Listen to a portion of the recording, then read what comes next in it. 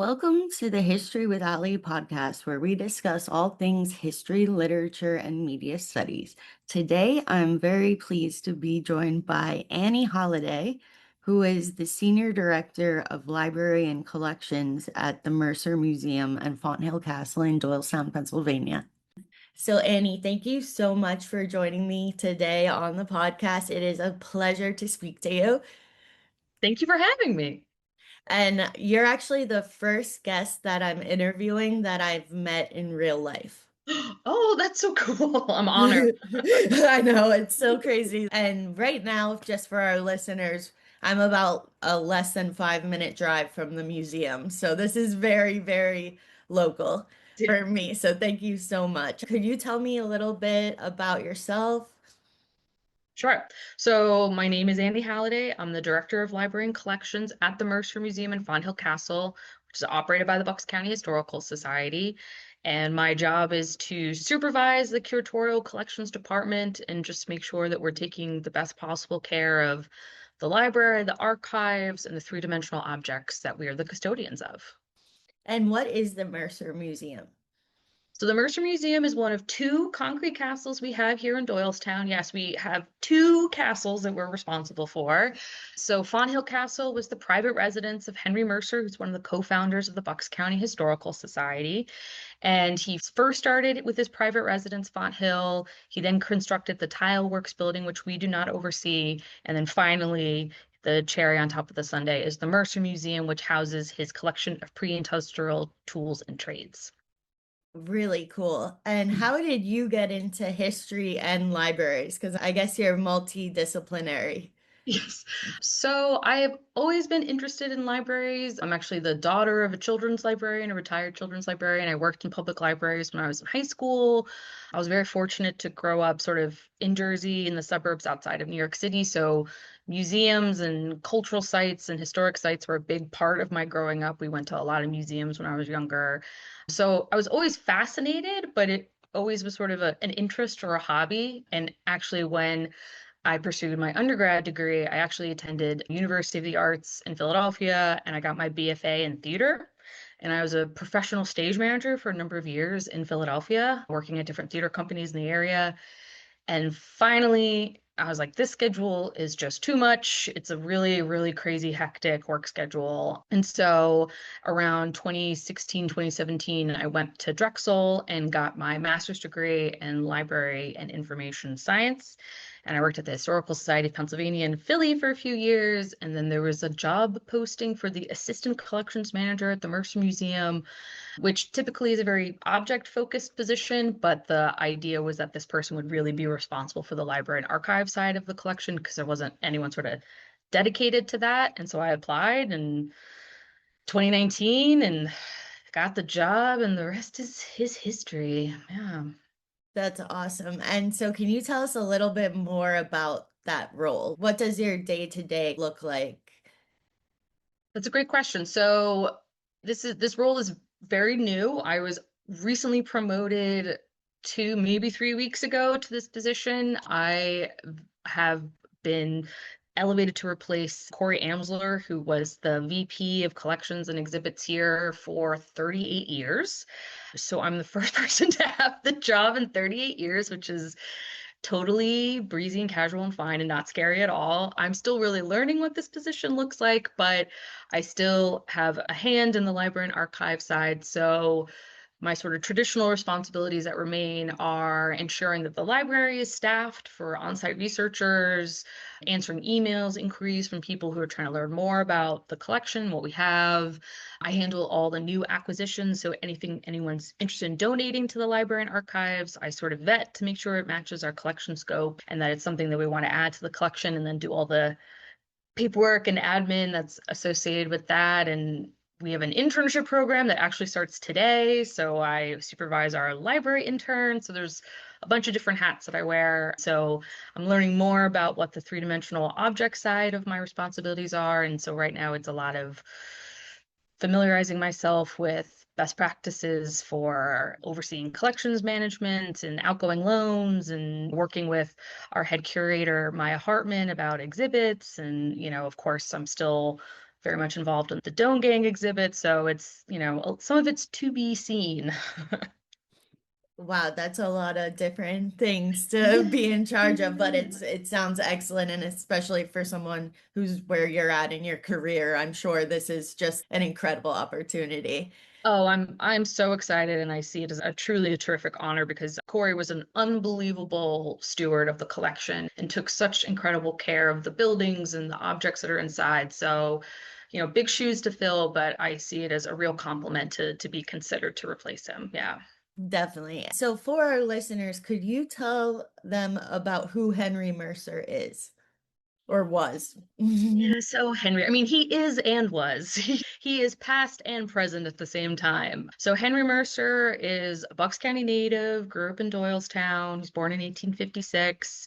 He was born into the Mercer family, but also his mother was a Chapman. So these sort of older Bucks County families. And he was a historian, a collector, a curator, an author, a ceramicist, an artist. He was really a jack of all trades. He had a lot of interests, and he was very, privileged in the fact that he had the time and the money to engage in all of his different interests that he had. And what sets him apart from other people who were, kind of his equals in society at that time? What a great question. So he definitely belonged to a certain sort of strata in the, sort of social hierarchy. He had access to travel. I mean, he traveled Europe extensively. That's where he gets a lot of his influences around the castles and the tiles that he goes on to design. So I think what sets him apart is a very, very strong curiosity. And even though he's this very serious looking man, you see these photos and he's got the mustache and the sort of furrowed brow. You can tell through the buildings and through the artwork he created, he had a very strong sense of play. He definitely had an artistic temperament. We have a lot of his drawings and illustrations that he did here in our collection. And, some of them, of course, are very strong copies of artworks that he's looking at. There's other things that he's, landscapes of Bucks County that he's sort of drawing, and they're really beautiful. He definitely was an artist trapped in sort of like a serious 19th century gentleman's body. And what inspired him to begin collecting? So, I mean, the famous story is Penny Lots, which was the name of our newsletter long ago. He got introduced to these sort of material objects that were being disposed of or sold very cheaply. I mean, something else that sort of is a facet of his genius is the fact that he could really look forward and understand that we were getting rid of a lot of material culture that one day we will completely lose and not understand. The objects in the museum are everything from a spoon to a fire engine to hat making tools. And he just understood all of these things were representative of these tools and trades that were slowly being phased out because of industrialism. And he just, I don't know what sort of ghost from the future whispered in his ear and told him, hey, you should really start saving this stuff. But we're really lucky that he did. I think core to him is what you're mentioning, that he kind of had concerns about the Industrial Revolution. What really were those concerns?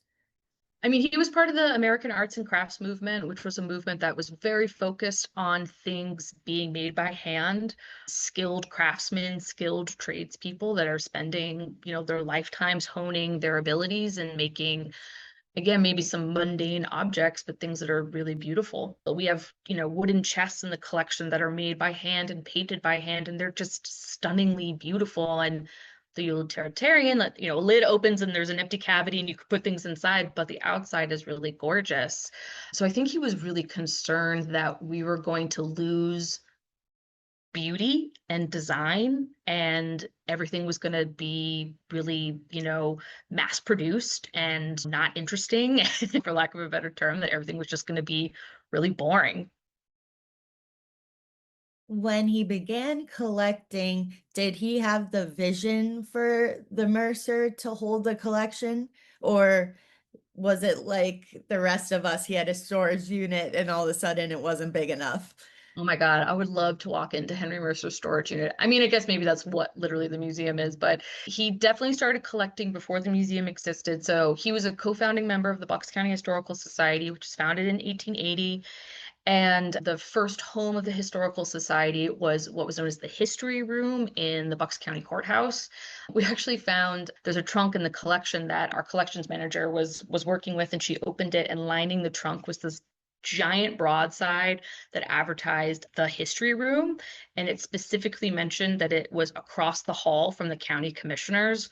Which I sort of love that little detail because we have a lot of government records from the county commissioners that are in our collection, and we always sort of wondered how did how did this end up in the collection? And it's because someone literally just walked across the hall and was like, "Hey, do you want this thing?"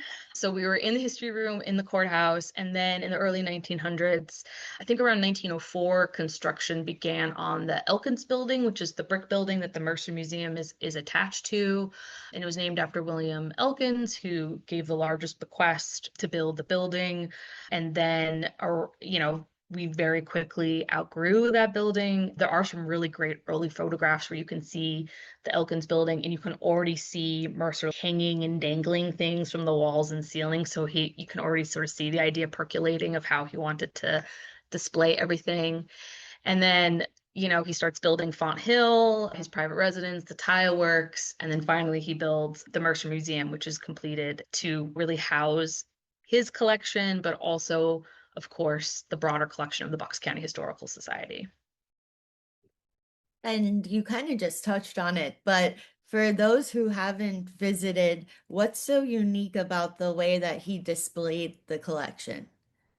I mean, if you love maximalism, then the Mercer Museum is for you. If you walk in, so we call it the historic core, because of course there's other additions that have been added over the years, but the sort of main historic structure that was completed by Mercer, if you walk in, you're greeted with about 5 stories of dangling, hanging objects. I always, talk to people, and when they say they've never been to the Mercer Museum, I don't even really try to explain it. I'm like, just Google it. You just have to Google it, see what it looks like, because it is not a conventional museum experience. This is not walking into a museum and you see tiny glass cases with little exhibit labels. We have a whaleboat hanging a few stories above your head. We have fire engines. We have a Conestoga wagon. We have, giant bellows for blacksmith shops. All these crazy objects that are sort of hanging and dangling because his mindset was to present things in an unusual way. And so obviously you very rarely get to see the bottom of a whaleboat unless you're literally a whale. So it's pretty cool that you get to really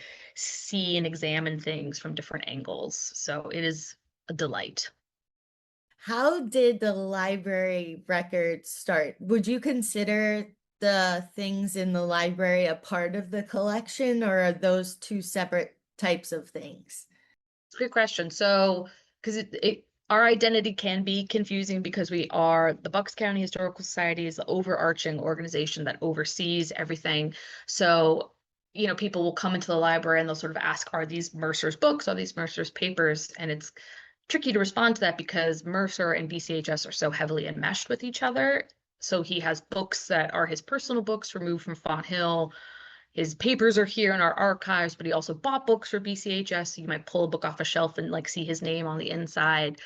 But really see our collection being for the Bucks County Historical Society, and it has a heavy emphasis on Mercer's areas of interest, of course. But we've been collecting papers since really we were founded. Our first librarian, Warren S. Ely, was hired in 1901. He was our first official librarian for the Historical Society. So that really speaks to how long the library has been a big component of the Mercer experience. And was it housed in the Mercer Museum while Henry Mercer was still alive? Yeah, so room 25, also very lovingly and affectionately known as the old library, was the library that Mercer designed and is sort of part of the historic core of the building. So if you go into the historic core today and you go on the third floor of the museum and you're walking around, there's a glass window and you can peek into the old library. That used to be the entrance point. until we added in the 1970s a stair tower and an elevator was added for improved accessibility. And then there were various extensions that were added after Mercer's lifetime. So there was a 1934 extension, a 1937 extension. So now you enter through a completely different door than you would have necessarily during Mercer's time, but it was part of his designs. If you look at the Mercer architectural notebooks, which is the only thing we have, he was not a trained architect. We don't have blueprints. If you look at those drawings, you'll see room 25 library. So it was part of his original conception of the museum. And was he doing his own research or did he have librarians working to collect for him?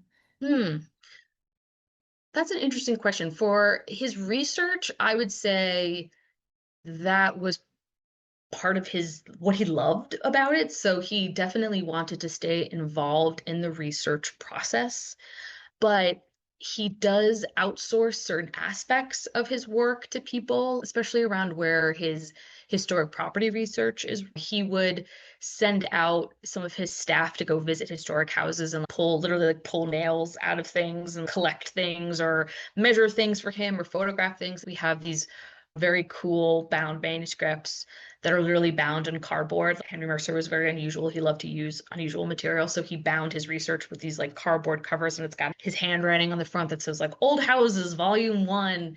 And it's sketches and drawings of these historic properties. And sometimes he has notes like sent Benjamin Barnes in the car to go visit the house and, measure the fireplace for me. So he outsourced in that way, but he really loved to do his own research. Of course, he collaborated with W.W.H. Davis, who's a co-founding member also of BCHS. There's a lot of correspondence of them going back, sort of trading facts and information. So he definitely had peers that he respected, but I think he liked to be part of the research process. So who helped Mercer build and design the three sites? So the design, I hesitate to say anyone else helped him with necessarily, because I do really see him as being at the helm, guiding the entire process. Of course, I'm sure people offered input because, again, he was not a trained architect or an engineer. So I'm sure there are folks that were like, that is structurally unsound. You cannot build it that way. But it's really an outgrowth of his creative brain, but he did have workers that, tile from the Moravian pottery and tile works that then would come over and help him with his other buildings. There's this gentleman who comes over and helps with Fonthill and the tile installation that's over there. I think if he met someone who he liked working with and could speak the same language as him, he would bring them into other projects. And who were Frank and Laura Swain?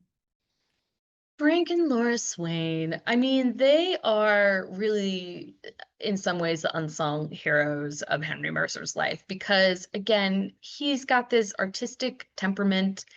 He is like not always the most organized person. He really needed people that could make sure that he had clean clothes and food and appointments and all the things that you sort of need help with when you're, just consumed with your creative work. And so Frank and Laura was his housekeeper and Frank was sort of his like right-hand man, assistant. They worked with him for a number of years. They actually eventually marry Frank and Laura, and they live with him at Fonthill. Frank goes on to take over essentially the running of the tile works.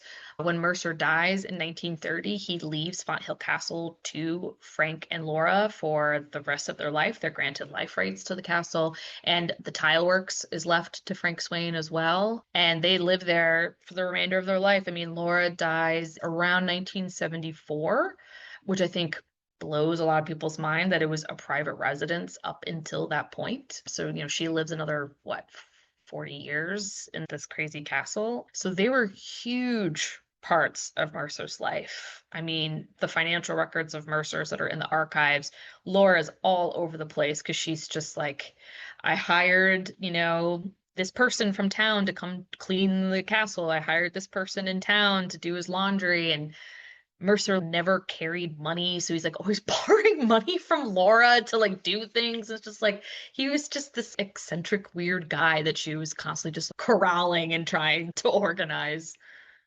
My mom, Barbara Harrison, grew Yeah. up across the street from Fonthill, and I was talking to her last night, and she has some memories of Laura Swain, and Laura let her in to see Fonthill at Amazing. that time, like before Amazing. the museum.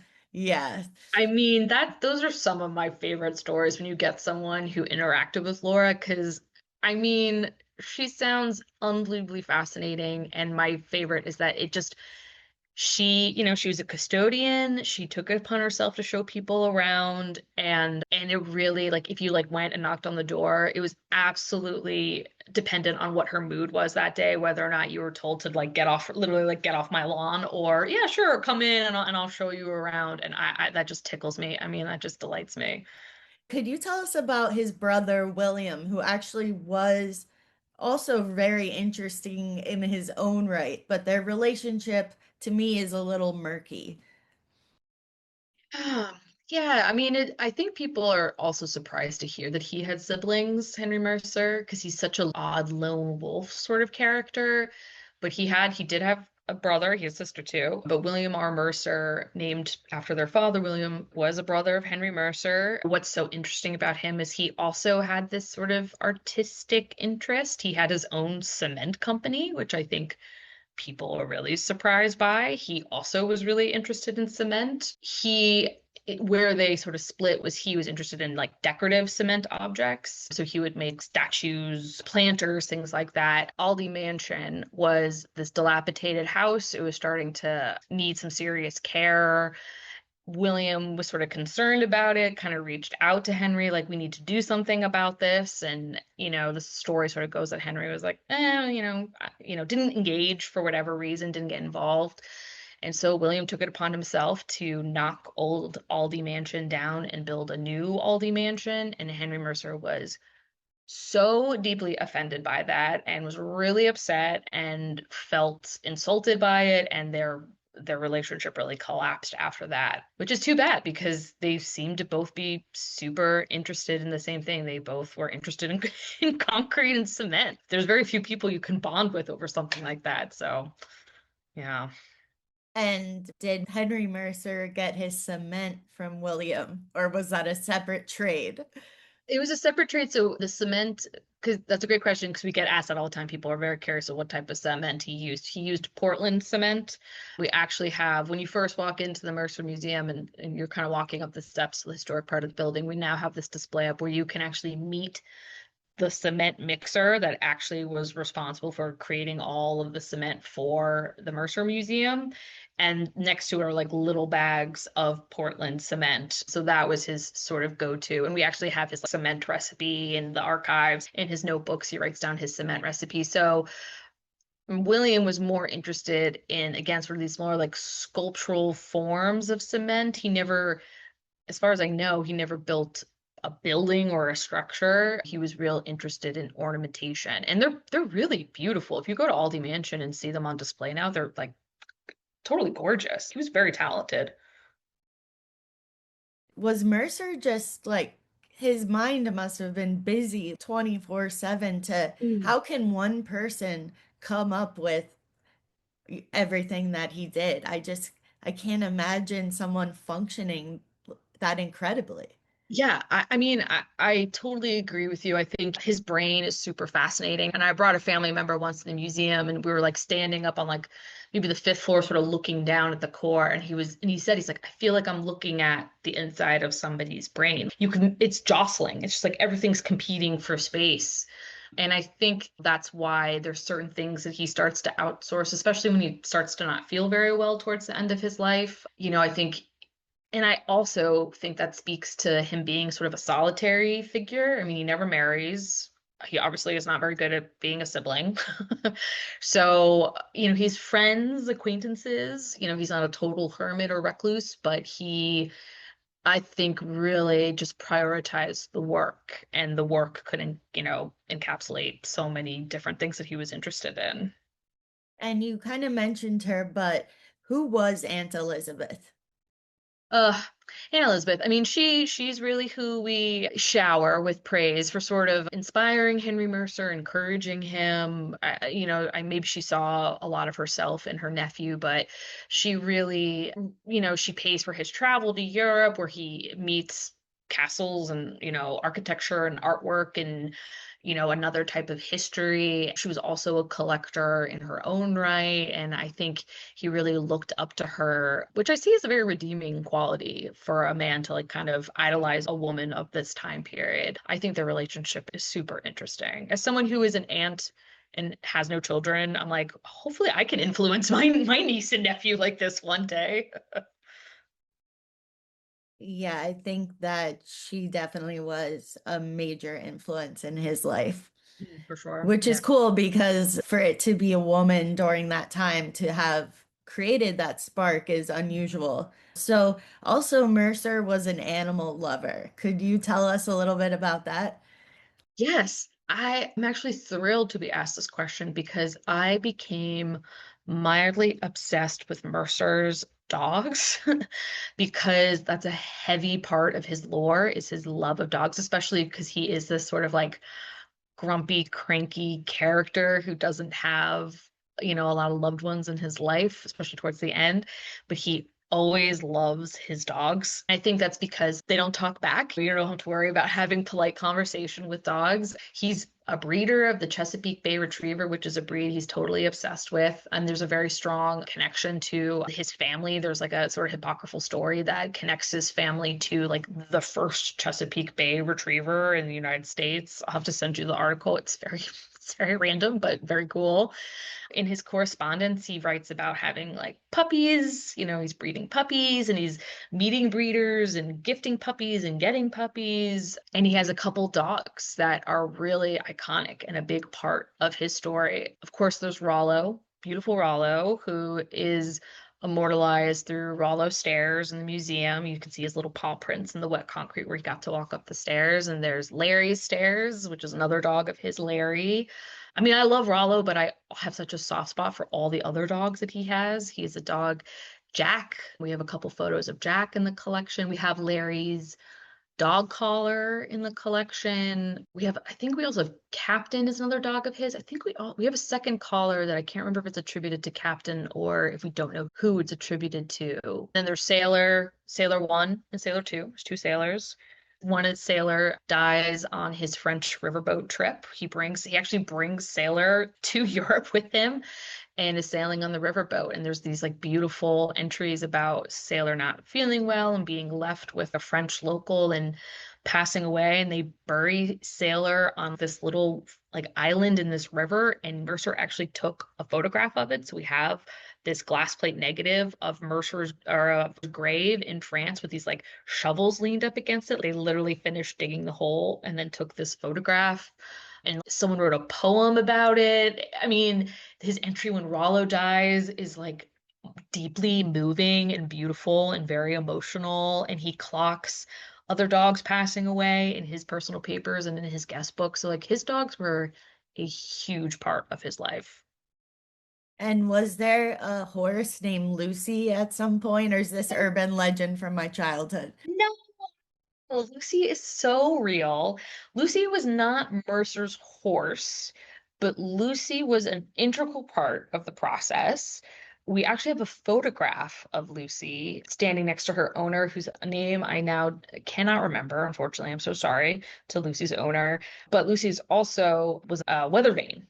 So Lucy was working very hard. There's this one tile installation in Fonthill that lists like all the people that were involved in creating it. And I believe Lucy the horse gets her own little special shout out in the tile. So again, Mercer had a big respect for animals for sure. That's sweet. I can really see him liking animals more than people. I think that is quite true. And I think those are some of his most meaningful relationships. And because he talks about, again, like when his dogs pass away, like he writes these like almost epic poems about them and how loyal they are and steadfast. And it's just like, it's very moving. Could you tell us a little bit about the Doan exhibit that's currently going on at the Mercer? Absolutely. So the Doan exhibit, which is Opened May 2024 and is still open now and will be open for a while still. So Henry Mercer was totally obsessed with the Doans. He was fascinated by them because he's growing up in Bucks County at the time. These newspaper serials are being published in the Bucks County newspapers telling these swashbuckling tales about the Doan boys and these sort of Robin Hood-like characters.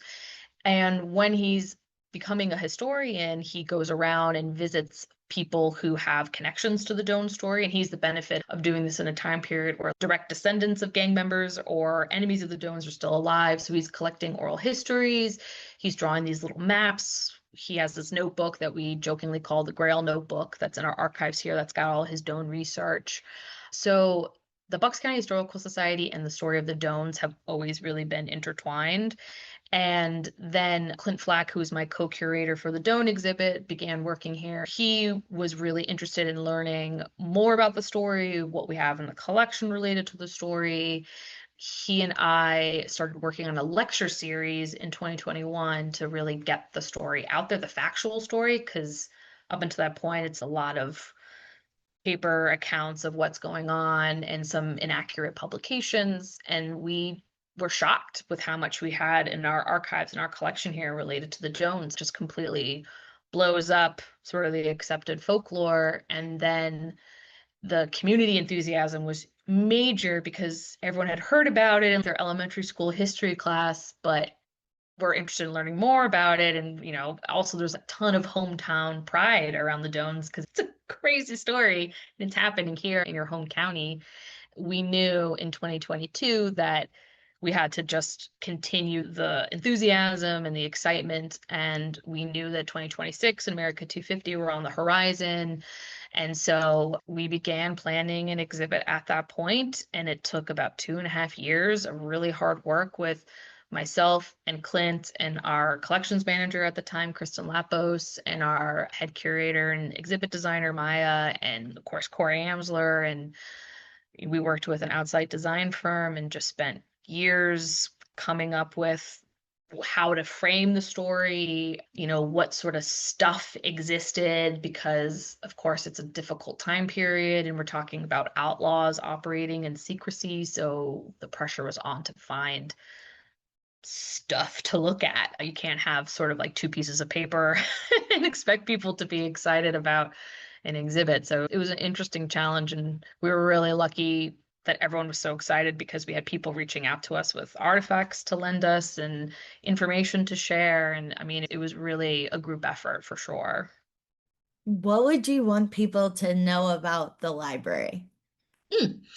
That it's amazing, but more more specifically that it exists and it's here for you. I think a lot of people, when they hear Mercer Museum Research Library, they think of maybe something that feels inaccessible or elitist. And I know I'm not alone. Me and my fellow library staff members care very much about making sure people understand that we're open to anyone who is interested in learning more about their local history, their genealogy, their historic property. You even can just come in and be like, show me the oldest thing in the collection or what's the weirdest thing in the collection. I mean, those are our favorite types of people to assist. I always say, I mean, we're here to serve the curious. You don't have to be a PhD student or be writing a book or no appointment is necessary. You just come in during our library hours and we'll help get you started and point you in the right direction. Excellent. I look forward to visiting. That's so Yeah. exciting. What do you think Mercer's impact and his legacy is almost 100 years after his death? Mm-hmm. I mean, it's pretty remarkable because here you and I are sitting and talking about him. And again, I think he was blessed with vision, with long-term sort of like he could just see so far ahead. So I don't think he'd be surprised that we're sitting here and talking about him. I think he would prefer it, honestly. I think his legacy is having an awareness that you are living in history now currently. I think that is a really powerful idea. We like to think it's this thing that's already, it's always in the past, right? We always imagine that it's yesterday or 2 months ago or 5 years ago, when really today is historic because something remarkable is probably going to happen today. I mean, That's something we try to include in our collecting practice here is collecting the now. When COVID was happening, we were like, hey, this is definitely historic. We have to start saving things. And there's always things happening in Bucks County that are worth remembering. Awesome. And can you tell our listeners where to find you on the interwebs and just one more description of where they can come to visit the three sites? Amazing. So yeah, so I will start with myself. So I do have a little Instagram that I run that sort of documents my adventures in the archives and the crazy weird things that I find here. So you can find me on Instagram at Annie in the Archives. We love alliteration. If you're looking to learn more about visiting the museum, the two castles, the library, you can go to mercermuseum.org. We do have an online catalog where you can keyword search the archival, library, and museum object collections for free from home. You can find it on that website. We also, of course, the Mercer Museum and Fonthill Castle have a Instagram and Facebook. We are at Mercer and Fonthill. We're always sharing programs we have going on. Clint and myself offer several different types of Doan tours. I give lectures about Bucks County history. Alexandra, our head librarian archivist, gives lectures about Mercer. So we have lots of different ways that you can engage with us and with history and with the collections. Annie, thank you so much for joining me on the podcast. This has been so interesting, and I can't wait to come visit. I hope our listeners from all over the world, most of our listeners are actually in England. So I'll say to them that this is one of the most unique sites in all of the United States. There aren't too many Gothic castles around Pennsylvania, I've got to say. So please come visit. Annie, thank you again. Yeah, thank you so much for having me. This was so much fun.